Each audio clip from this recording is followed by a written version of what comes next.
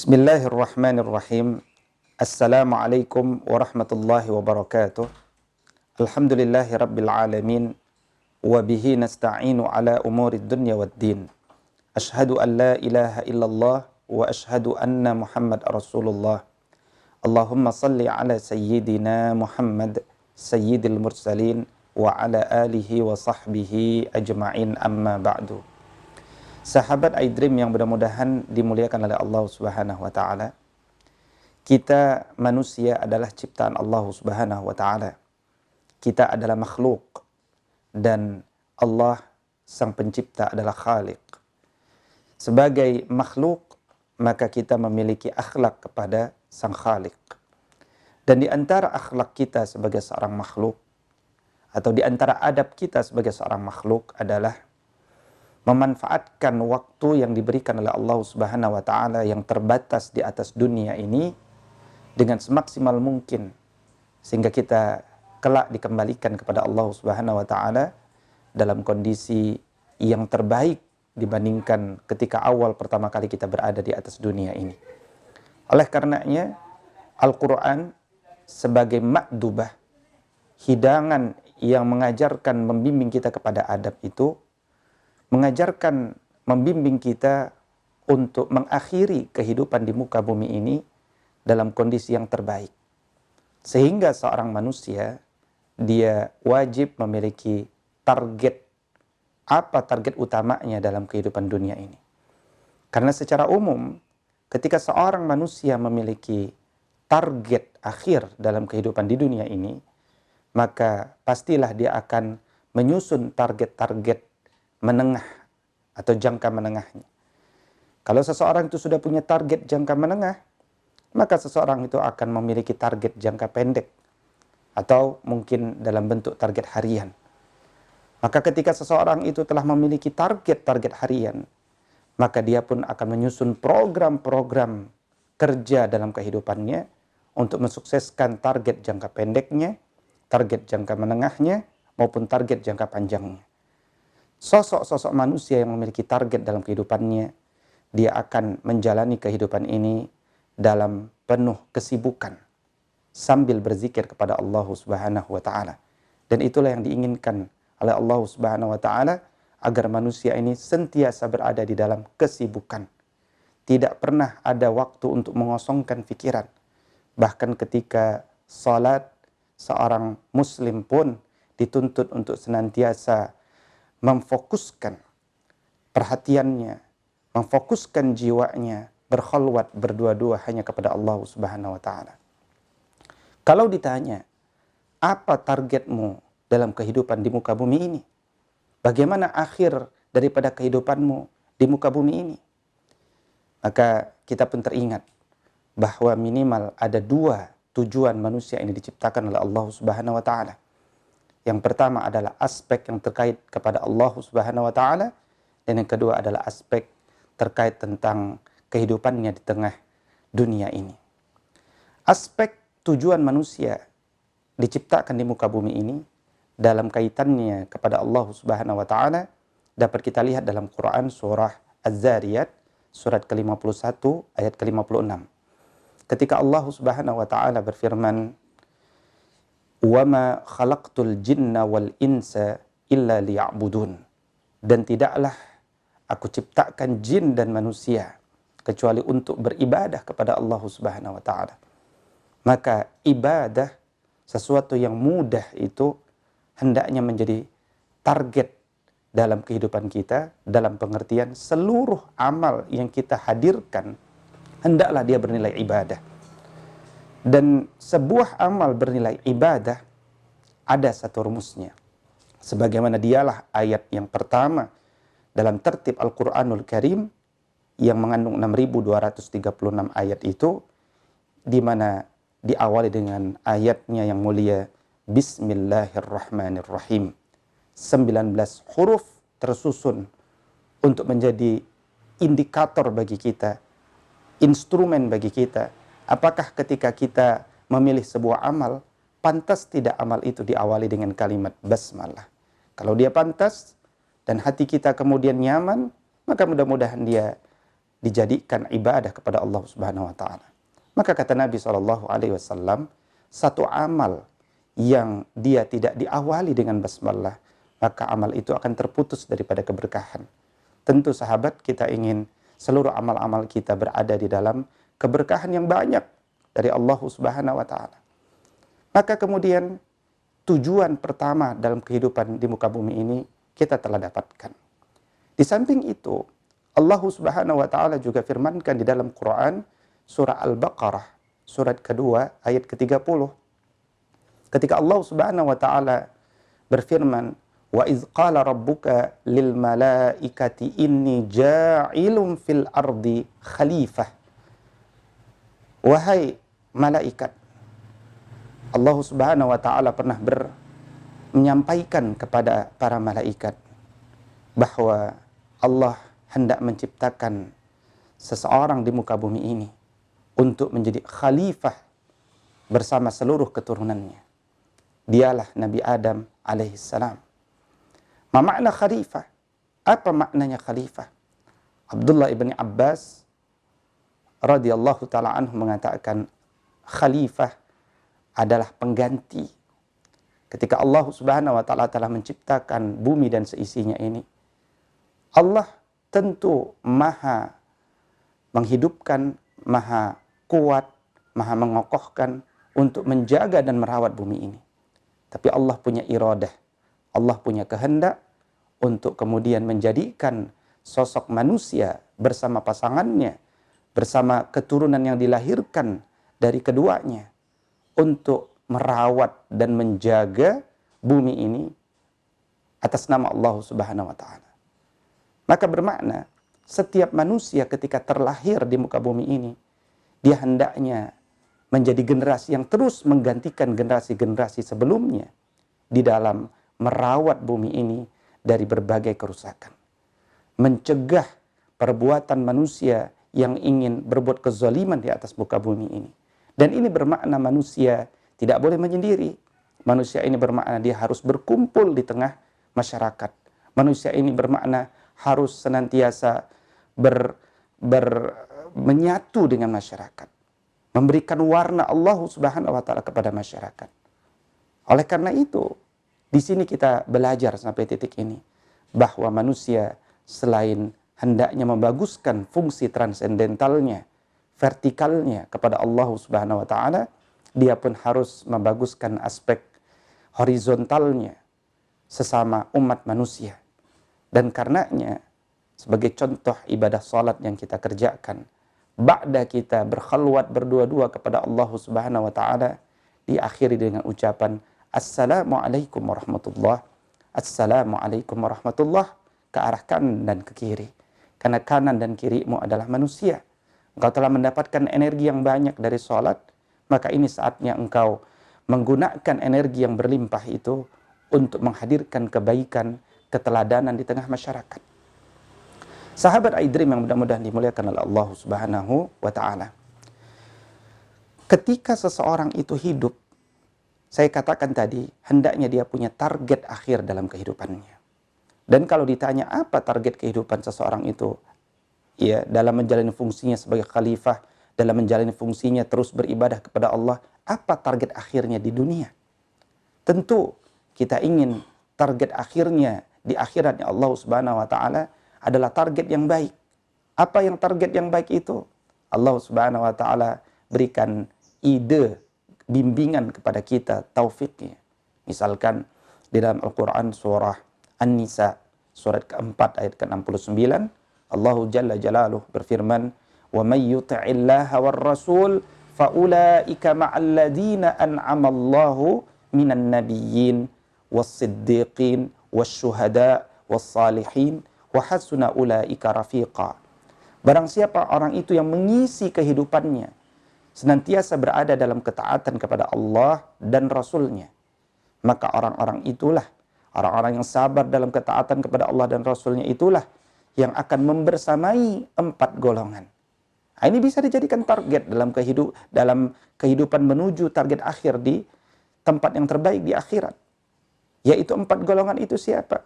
Yaitu orang-orang yaitu para nabi, Yang kedua adalah orang-orang yang syahid di jalan Allah. Ketiga adalah orang-orang yang jujur imannya kepada Allah. Keempat adalah orang-orang salih. Maka kepada mereka lah kita rindu untuk menemani mereka, membersamai mereka. Dan karena mereka lah sebaik-baik sahabat kita di akhirat kelak, maka tempuhlah jalan mereka. Dan ternyata keempat golongan yang dibimbing oleh Allah Subhanahu wa taala kepada kita untuk membersamainya itu telah mengisi waktu-waktunya juga dengan target. Makanya Nabi Muhammad sallallahu alaihi wasallam dalam banyak nasihatnya, sebagaimana nasihat ini juga disampaikan oleh Nabi Ibrahim alaihissalam dan keturunannya dari kalangan anbiya. Kata Nabi sallallahu alaihi wasallam, atau Allah Subhanahu wa taala berfirman, "Ya ayyuhalladzina amanu taqullaha haqqa tuqatih wa la tamutunna illa wa antum muslimun." Wahai orang-orang beriman, bertakwalah kalian kepada Allah dan janganlah kalian mati kecuali dalam kondisi berislam. Islam adalah sesuatu yang mahal. Islam hendaklah sesuatu yang kita jaga.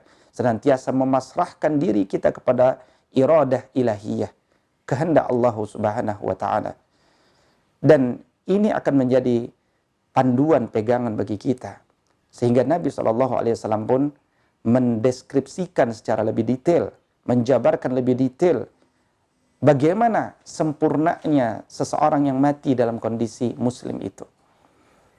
Misalkan dalam sebuah pesannya Nabi SAW mengatakan, "Man akhiru kalamihi la ilaha illallah dakhalal jannah." Barang siapa yang akhir daripada kalimatnya adalah la ilaha illallah, kalimatut thayyibah. Tidak ada ilah yang berhak disembah dengan benar kecuali Allah. Maka orang itu pasti masuk ke jannahnya Allah Subhanahu wa taala. Ini juga bisa menjadi target akhir bagi kita. Kita ingin akhir dalam kehidupan kita adalah mudah mengucapkan kalimat la ilaha illallah. Kita ingin ketika kita menjelang sakaratul maut, tidak ada kalimat yang terakhir bisa kita ucapkan kecuali kalimat la ilaha illallah. Tapi bagaimana mungkin kita bisa berakhir dengan cita-cita seperti ini? Kecuali karena keseharian kita, karena target jangka menengah dan target jangka pendek kita, dan melahirkan program kerja, kita hidup karena kalimat itu. Kita membiasakan zikir dengan kalimat itu. Bahkan puncaknya istighfar kita pun kalimat itu. Allahumma anta rabbi, la ilaha illa anta, khalaqtani, wa ana abduka, wa ana ala ahdika, wa wa'dika mastata'tu. A'udhu bika min syarri ma sana'tu. Abu'u laka bini'matika alayya, wa abu'u bidhanbi faghfirli, fa innahu la yaghfiru dzunuba illa anta.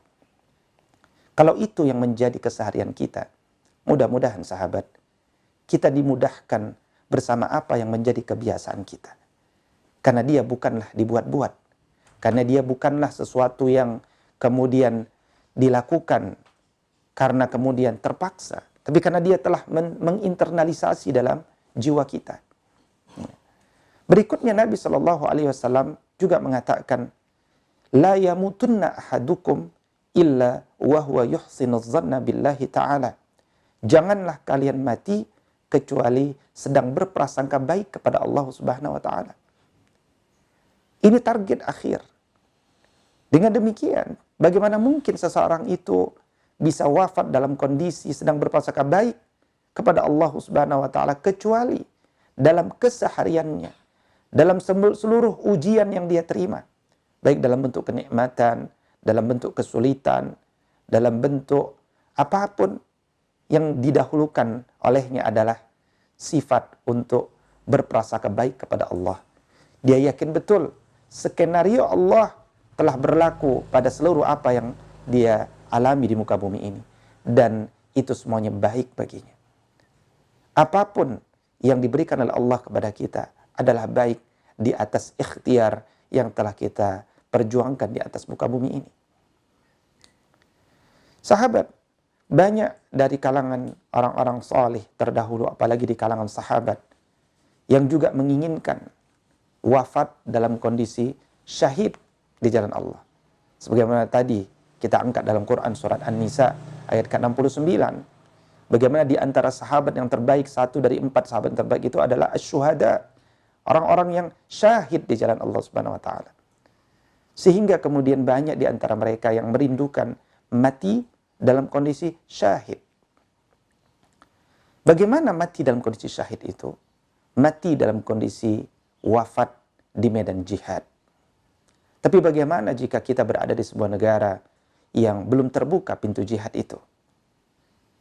Jika kita belum dibukakan pintu jihad, maka tetaplah bersabar. Tetaplah mempersiapkan diri kita agar tatkala pintu jihad itu dibuka, kita bukanlah sosok-sosok pengkhianat negara, pengkhianat bangsa, apalagi pengkhianat Allah Subhanahu wa taala. Kita bukanlah sosok-sosok yang tidak siap untuk berjihad. Kita bukanlah sosok-sosok yang berlari ke belakang dari medan pertempuran. Sehingga kita punya program kerja. Ketika pintu jihad itu belum dibuka, maka apa yang kita lakukan sebagai bagian dari program kerja yang otomatis muncul, yaitu senantiasa mempersiapkan diri kita. Dan inspirasi ini dibimbing oleh Allah Subhanahu wa taala dalam Al-Qur'an surah Al-Anbiya ayat ke-23 ketika Allah katakan, minal mu'minina rijalun sadaqu ma ahadullahu alaihi faminhum man qada nahbahu wa minhum man yantazir wa ma baddalu tabdila. Di antara orang-orang beriman ada seorang di antara mereka atau sekelompok di antara mereka yang betul-betul jujur imannya kepada Allah Subhanahu wa taala. Meskipun pintu jihad itu belum pernah dibuka kepada mereka, mereka senantiasa mempersiapkan diri dan jiwa mereka, ilmu mereka, dan selama itu mereka tidak pernah merubah niat mereka. Kita lihat misalkan dalam kisah seorang sahabat yang bernama Khalid bin Al-Walid. Khalid bin Al-Walid, beliau ini sangat menginginkan wafat di medan jihad. Berbagai pertempuran telah dia lalui, baik sebagai pimpinan perang maupun sebagai prajurit. Berbagai bekas-bekas dalam pertempuran itu terlihat langsung pada tubuhnya. Tapi kalau Allah Subhanahu wa taala belum berkehendak bagi seseorang itu untuk wafat di medan jihad, maka dia tidak akan terjadi. Dan seorang Khalid Al-Walid radhiyallahu taala anhu yang mulia itu, semoga Allah meridhoinya, justru kemudian ditakdirkan oleh Allah Subhanahu wa taala untuk wafat di atas pembaringan dalam kondisi sakit.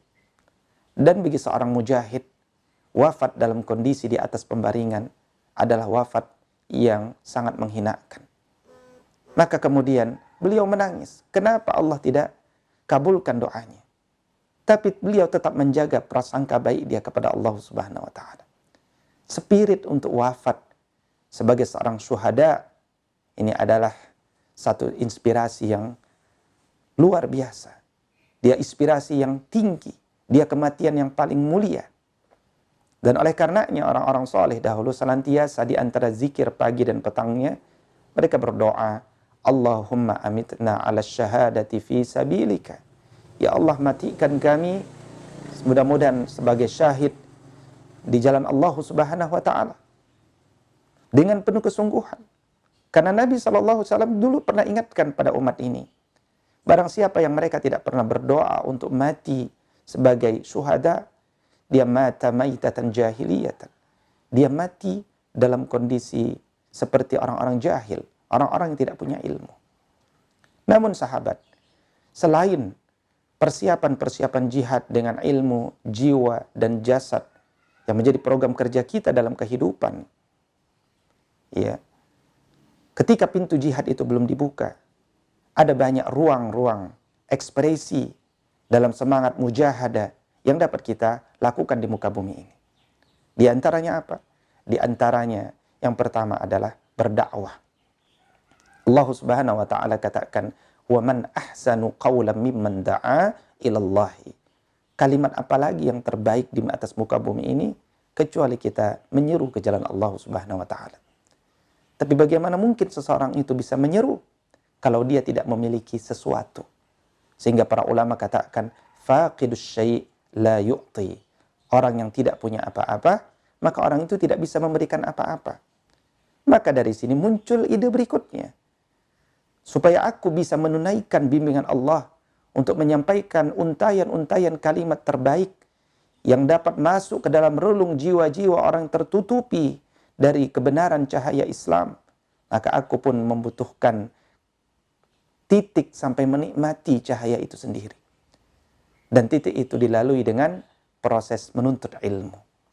Dan karenanya berarti aku harus mengisi dengan penuh mujahadah, dengan penuh kesungguhan untuk menjadi untuk menjadi sosok orang-orang yang alim, orang-orang yang memiliki ilmu. Bukan saja memiliki ilmu, tetapi juga memahami ilmu, sosok-sosok yang fahim. Bukan saja sosok-sosok yang memahami ilmu, tetapi sosok-sosok yang memahami ilmu yang sangat mendalam. Dan itu disebut sebagai faqih. Dan proses untuk menuju menjadi seorang yang alim, fahim, dan faqih, proses inilah yang disebut sebagai tafaqquh. Proses untuk menjadi sosok orang-orang yang faham mendalam. Tafaqquh fid din. Maka kemudian dakwah yang dilakukan adalah hanya sekedar proses untuk men-share, membagi apa yang telah engkau nikmati kepada orang-orang yang belum menikmatinya. Dia bukan sekedar transfer of knowledge. Dia bukan sekedar menyampaikan apa yang engkau ketahui, tetapi membagi energi positif yang engkau miliki kepada orang lain. Dan karenanya engkau perlu menuntut ilmu dengan niat karena Allah Subhanahu wa taala. Bukan dengan niat agar dianggap sebagai seorang ulama, bukan niat agar engkau menang dalam setiap perdebatan, bukan niat karena untuk menyombongkan diri di atas muka bumi ini. Maka kemudian ini pun insya Allah akan dicatat sebagai bagian daripada proses menjadi sosok-sosok yang mujahid. Berikutnya, engkau dalam berdakwah, engkau membutuhkan sumber energi ekonomi yang kuat. Sehingga otomatis engkau harus punya program kerja yang namanya bekerja. Bekerja untuk menjemput rizki Allah Subhanahu wa taala. Bekerja agar engkau dapat memberikan nafkah wajib untuk keluargamu dan nafkah sunnah untuk kemudian saudara-saudaramu, orang-orang di sekitarmu, anak-anak yatim dan fakir miskin. Bekerja agar engkau menjadi seorang da'i yang mandiri di muka bumi ini. Bekerja agar engkau dapat mengentaskan problematika keumatan seperti kebodohan, kemiskinan, perpecahan, dan seterusnya. Bekerja agar engkau menjadi bagian daripada solusi, bukan bagian daripada problematika umat.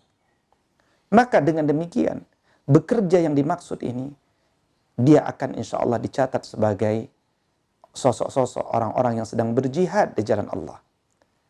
Kelelahanmu, gerak tanganmu, gerak kakimu di muka bumi ini untuk tujuan-tujuan yang mulia dengan penuh semangat pengorbanan juga akan dicatat oleh Allah Subhanahu wa taala dalam kondisi orang-orang yang sedang berjihad di jalan Allah. Dan ini medan lapangan yang sangat luas. Berikutnya, setiap manusia dituntut untuk melakukan perjalanan ke berbagai negeri, ke berbagai wilayah, ke berbagai daerah. Safar-safar yang penuh keberkahan, safar-safar yang dengan tujuan mulia. Namun kemudian boleh jadi dengan kehendak Allah Subhanahu wa taala engkau ditakdirkan wafat dalam kondisi safarmu. Mungkin dalam kondisi berada di dalam pesawatmu jatuh ke dalam lautan. Mungkin engkau kemudian masuk dalam bencana longsor, engkau tertimpa reruntuhan dalam proses perjalananmu menuju Allah Subhanahu wa taala. Maka matimu dalam kondisi hal-hal yang kami sebutkan di atas pun disampaikan oleh Rasulullah SAW, dicatat sebagai seorang syuhada. Ini menunjukkan bahwa niat adalah sesuatu yang sangat penting untuk dihadirkan dalam seluruh amal-amal kita. Niat yang dilanjutkan kemudian dengan untayan ayat pertama dalam Al-Quran, yaitu Bismillahirrahmanirrahim. Karena Nabi SAW mengatakan, innamal a'malu binniyat wa innama likulli imri'in ma nawa. Sesungguhnya segala sesuatu itu bergantung kepada niatnya, dan sesungguhnya segala sesuatu itu dikembalikan kepada apa yang telah dia niatkan. Oleh karenanya, membaguskan niat dalam semangat menjadi seorang mujahid menuju kematian yang mulia di atas muka bumi ini, yaitu dicatat sebagai bagian daripada kalangan syuhada, adalah sebuah keniscayaan, sahabat. Maka jangan lunturkan niat itu. Selalu perbaharui niat kita. Selalu kita perbaharui komitmen kita untuk iltizam fi tariq dakwah. Komitmen berada di atas jalan dakwah. Engkau perlu memiliki minimal satu saja alasan kenapa engkau harus menyelesaikan apa yang telah engkau niatkan. Engkau harus menyelesaikan apa yang telah engkau mulai. Karena kalau engkau tidak memiliki satu alasan, yakinlah telah siap 1000 alasan di sekitarmu untuk mengembalikan engkau kepada kejahilan, mengembalikan engkau sehingga sama dengan orang-orang kebanyakan. Maka kemudian dakwah ini la yahmiluha illa al-qawi, tidak mampu orang mengembannya kecuali orang-orang yang kokoh, orang-orang yang kuat. Demikian pula sosok-sosok syahid di jalan Allah Subhanahu wa taala ini, meskipun tidak di medan perang, dia juga dapat diberikan kepada orang-orang yang lain dengan izin Allah Subhanahu wa taala. Misalkan kepada seorang wanita minal ummahat yang dia ingin betul memiliki anak-anak yang saleh. Dia betul-betul wanita mukminah. Dia wanita yang merindukan kejayaan Islam melalui anak-anak biologisnya. Dia melahirkan. Namun kemudian saat dia melahirkan, kemudian ditakdirkan Allah Subhanahu wa taala beliau wafat. Maka wanita ini pun dicatat oleh Allah Subhanahu wa taala sebagai syuhada meskipun dia tidak pernah mengikuti peperangan di medan jihad. Inilah cara-cara Allah, kecintaan Allah untuk membuka ruang-ruang yang luas dalam menuju kesyahidan di jalan Allah Subhanahu wa taala. Dengan demikian sahabat yang mulia, sebagai penutup daripada apa yang kami sampaikan hari ini, mari kita hadirkan target-target akhir dalam kehidupan kita. Seorang ulama pernah mengatakan, pilihlah cara kematianmu yang paling baik. Kalau setiap manusia sudah punya target akhir, maka dia pasti punya target jangka menengah, target jangka akhir, jangka pendek. Kalau mereka sudah punya target dalam kehidupan, maka dia pasti punya program kerja. Kalau orang sudah punya program kerja, sekali lagi, maka orang itu pasti akan mengisi program-program yang telah dia tulis, yang telah dia tetapkan, sambil berzikir kepada Allah Subhanahu wa taala, sambil terus memperbaharui niatnya kepada Allah Subhanahu wa taala, sambil terus menguatkan kerinduannya untuk bertemu minimal dengan 4 orang yang telah disebutkan oleh Allah Subhanahu wa taala dalam Quran, surah An-Nisa surat keempat ayat 69 itu, dan dia berharap betul agar Allah kabulkan permohonannya. Allahumma amitna ala syahadati fi sabilik. Ya Allah, matikan kami sebagai syahid di jalanmu ya Allah, karena dia adalah kematian yang mulia, kematian yang melanjutkan kita langsung ke jannahnya Allah Subhanahu wa taala, kematian yang sangat dirindukan oleh orang-orang saleh. Mudah-mudahan sahabat, kita perlu kebersamaan. Menjadi orang-orang saleh tidak bisa sendirian. Bersama kita menjadi lebih mudah. Bersama kita saling menguatkan. Wa ta'awanu 'alal birri wat taqwa wa la ta'awanu 'alal itsmi wal 'udwan. Mari kita saling tolong-menolong dalam kebaikan dan ketakwaan. Aqulu qawli hadza wa astaghfirullah li wa lakum wa lisairil muslimina wal muslimat wal mu'minina wal mu'minat fastaghfiruhu innahu huwal ghafurur rahim. Wallahu muwaffiq ila aqwamit thariq. Summa assalamu alaikum warahmatullahi wabarakatuh.